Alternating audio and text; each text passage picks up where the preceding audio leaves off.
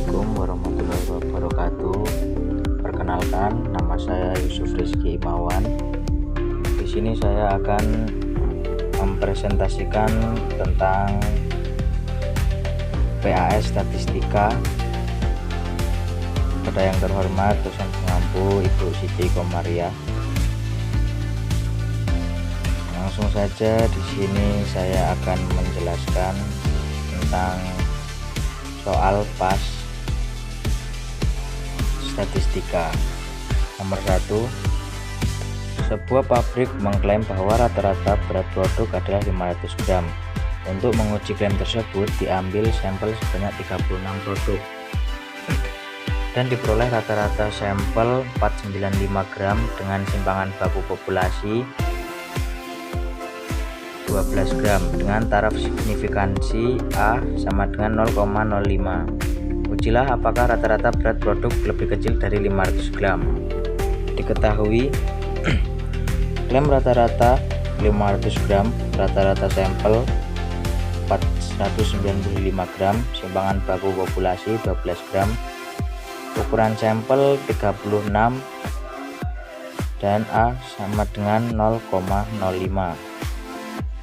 Rumus mencari Z, bisa dilihat ini rumusnya. Langsung Z sama dengan 495 kurang 500 per 12 dibagi akar 36 sama dengan min 5 per 2 sama dengan min 2,1. Di sini kita memperoleh Z tabel sama dengan Z 1,645. Nilai Z tabel ini didapat dari luas kiri 0,5 kurang alfa 0,05 sama dengan 0,45. Karena nilai 0,45 berada di 1,64 dan 1,65, maka dibulatkan menjadi 1,645. Lebih jelasnya mari kita hitung. Ambil nilai tengah Z sama dengan 164 tambah 165 dibagi 2 sama dengan 1,645. Karena menghitung sisi kiri maka hasilnya min 1,645. Kesimpulan H0 sama dengan 2,5 lebih kecil dari 1,645, maka H0 ditolak. Jadi rata-rata produk lebih kecil dari 500 gram. Nomor 2, rata-rata nilai matematika siswa secara nasional adalah 75. Sebuah sekolah mengambil sampel 64 siswa dan diperoleh rata-rata nilai 78 dengan simpangan baku populasi 8. Ujilah apakah rata-rata nilai siswa sekolah tersebut berada dari rata-rata nasional pada A sama dengan 0,05. Di sini diketahui rata-rata nasional sama dengan 75, rata-rata sampel sama dengan 78, simpangan baku populasi sama dengan 8, ukuran sampel sama dengan 64, taraf signifikansi sama dengan 0,05.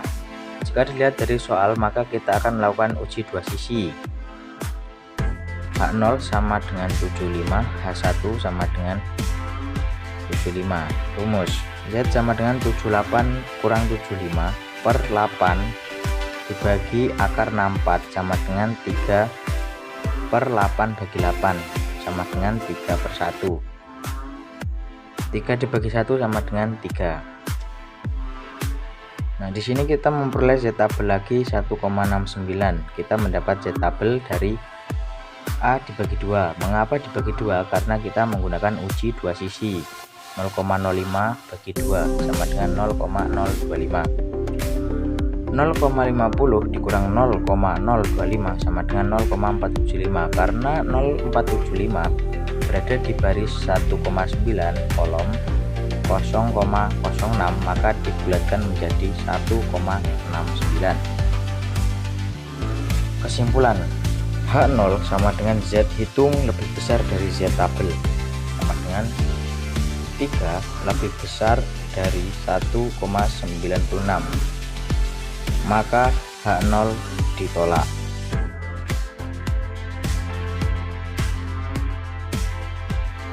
Seorang peneliti ingin mengetahui apakah varians nilai matematika siswa kelas A dan kelas B berbeda secara signifikan. Data ringkas diperoleh sebagai berikut: kelas, jumlah sampel, N, varians S2. Dengan taraf signifikansi A sama dengan 5%, uji apakah varians kedua kelas sama. Kelas A, N1 sama dengan 12, S1 sama dengan 16, kelas B, N2 sama dengan 10, S2 sama dengan 9. Taraf signifikansi A sama dengan 0,05. Selanjutnya kita akan melakukan uji F. Rumus: F sama dengan varians terbesar dibagi varians terkecil. F sama dengan 16 per bagi 9 sama dengan 1,7. Selanjutnya kita akan mencari derajat kebebasan. df1 sama dengan n1 kurang 1, jadi sama dengan 12 kurang 1 sama dengan 11. df2 sama dengan n2 kurang 1 sama dengan 10 kurang 1 sama dengan 9. Selanjutnya uji dua sisi. A bagi 2 sama dengan 0,025. F tabel F 0,025 dalam kurung 11,9 dari tabel F. F sama dengan F359 bisa dilihat dari tabel berikut. Tabel F, A bagi 2 sama dengan 0,025.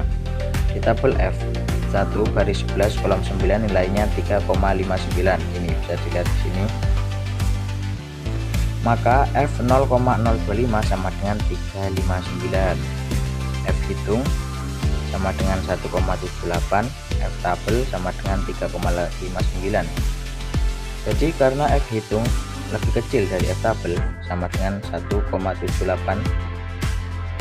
kurang dari 3,59, maka H0 diterima. Nomor 4.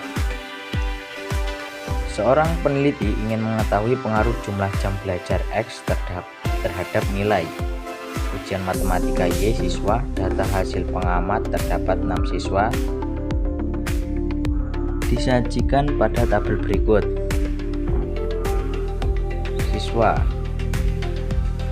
jam belajar X, ini jam belajarnya, dan nilai ujian yaitu yang ini. Pernyataan A. Tentukan persamaan regresi linear sederhana. Interpretasikan koefisiensi regresi yang diperoleh. Uji signifikansi koefisien regresi pada taraf signifikansi 5%. Penyelesaian. A. Tentukan persamaan regresi linear sederhana. Rumus: Y sama dengan A plus BX. Keterangan: Y sama dengan nilai ujian, X jam belajar, A konstanta, B koefisien regresi, dan N itu jumlah ini ada 6. Langkah pertama kita hitung rata-ratanya. Rumus: X sigma X bagi N. Di sini sigma X kita masukkan yang ini, yang X jam belajar. Jam belajar kita masukkan dibagi N nya tadi 6 sama dengan 27 per 6. 27 dibagi 6 sama dengan 4,5. Y sama dengan sigma Y bagi N.